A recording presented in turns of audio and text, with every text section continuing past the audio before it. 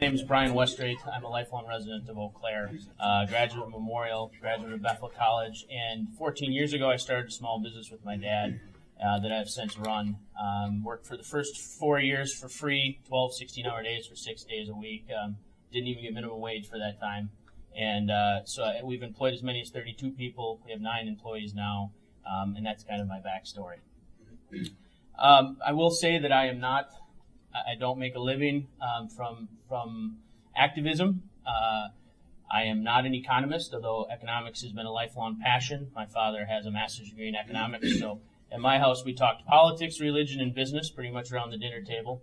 I am a volunteer leader in politics here in Eau Claire, but again, it's all volunteers. So please bear with me as I do this, because like I say, it's not how I make a living. So let's begin. Very few people actually work at the minimum wage, and the overwhelming majority of those who start there do not remain there. According to the Bureau of Labor Statistics, in 2013, only 2.6% of all wage earners earned the minimum wage. Of that 2.6%, very few of them have to support a family on their single income, with the average family income of a minimum wage employee being $53,000 a year. Just 4% of the minimum wage workers are single parents working full-time. 60% of them are aged 16 to 24, with 24% of them being teenagers between 16 and 19. Only 6% have a college degree or higher, and again, that's largely because the overwhelming majority of them are still in school of one form or another.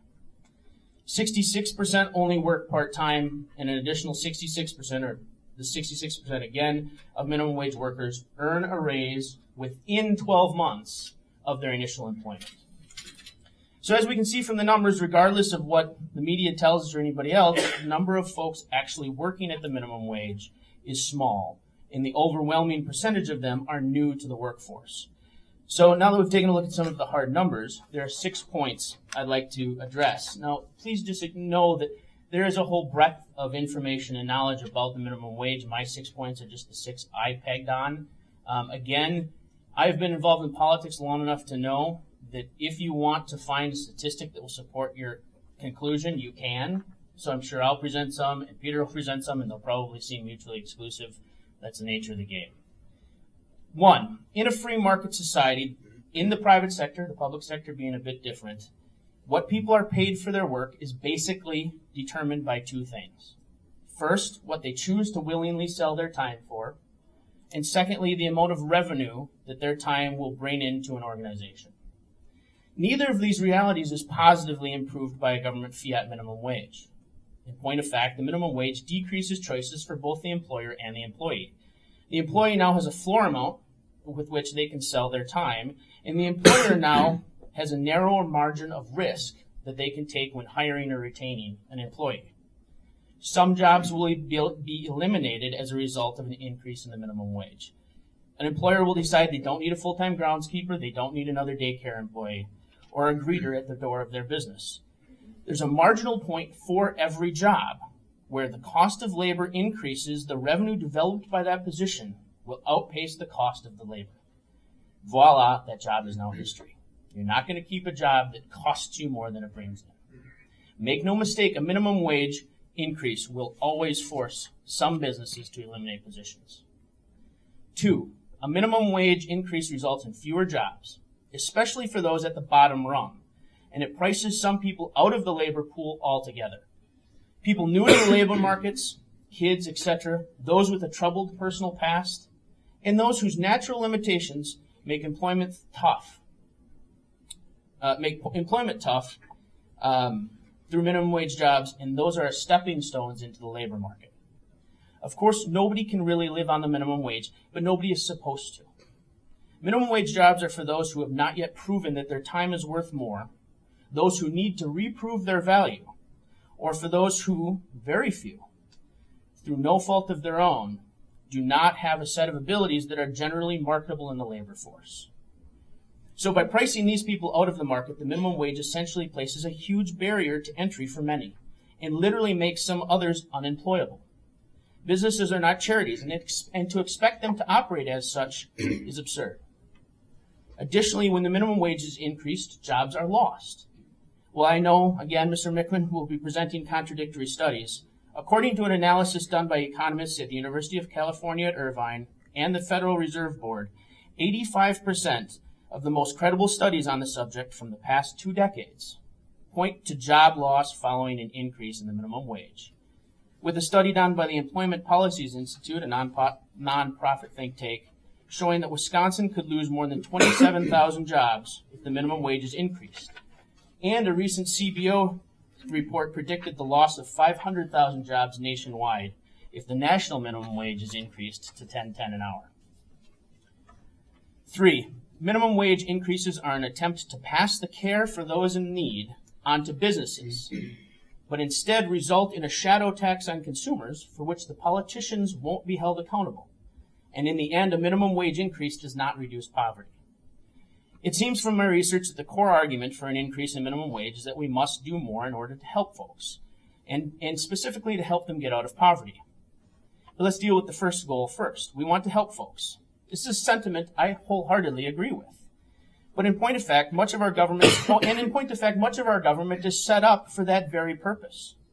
As a society, we have chosen to grant the government the power to tax us and then use those monies to provide for folks who, for one reason or another, are not able to provide for themselves. Every 2 years, we get a chance to fundamentally change the power base of government and at least theoretically change our minds on how we want tax dollars to be spent. But an increase in the minimum wage is an attempt to pass the responsibility to provide for those in need from society as a whole, using the transparent method of taxation, onto business owners. And as if it's not bad enough that the goal is to transfer responsibility and payment for the care of those in need, the truth is that it doesn't work, because the simple fact that it's impossible to tax a business, a minimum wage essentially being a tax. This is because a business will pass on any new expense to their customer, or alternatively, will cut the costs starting with employment. What they won't do is just decide to make less money. Number 4, minimum wage increases always force some businesses to close their doors and some prices to go up. So here's how it works. Let's use a 15% increase in the minimum wage as an example. Company X must now pay 15% more for the minimum wage labor. In turn, they're going to raise their prices by whatever percentage that labor cost increase has affected their profitability. Now, here's where businesses go under. If the company's product or service is price elastic enough, meaning sudden fluctuations in price don't negatively affect their sales volume, they will be able to raise their prices and stay in business.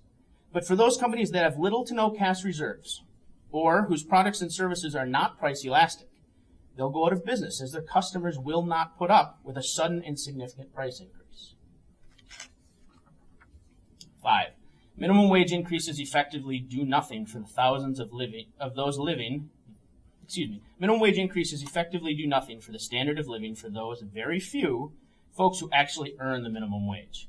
But they do end up acting as a wage cut for everyone else. So this is a function of what's known as the wage cost spiral. Wages go up, costs go up. Here's how it works in our example. Company X now has to pay 20% of their workforce 15% more in wages, so the company raises the costs in a commensurate amount. Now, the folks who are actually earning the minimum wage and now earn the new minimum wage generally tend to shop at places that employ minimum wage employees. Think Walmart or McDonald's. Because of the cost of the raise of labor, the prices at Walmart and McDonald's go up. And the very people who are supposed to benefit from minimum wage just end up paying more for the cost of their goods and services. Now, here's where it really gets troublesome, is that anyone who hasn't been earning a minimum wage as of that point, anybody who made a penny more than the new minimum wage, also sees a paid reduction because they're paying more for the costs and services that the prices have been raised on as a result of the minimum wage. Very rarely is an employee who has been forced to arbitrarily increase the cost of labor for some of their employees going to have the money to also unilaterally increase the cost of labor for everybody else. Finally, the value of something is set by the buyer and the seller. That's how economics actually works. It's part of the invisible hand that is the free market.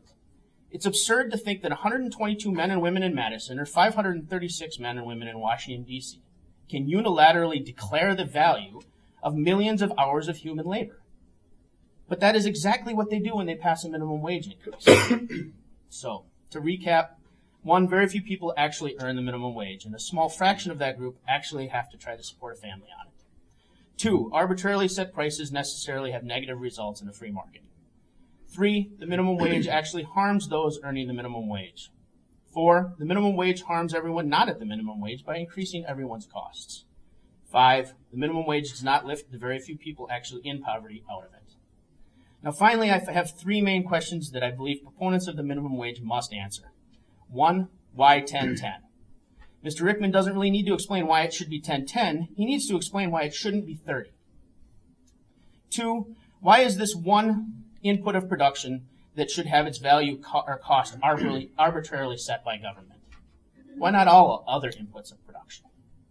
And 3, why do they believe that a dollar spent by a minimum wage employee, who as we've proven is likely to be young, inexperienced, and uneducated, is more beneficial to the economy than the employer who has already proven their willingness to spend capital to produce jobs? A minimum wage increase does not increase the pool of money. It just changes who dumps that money into the economy. Thank you very much.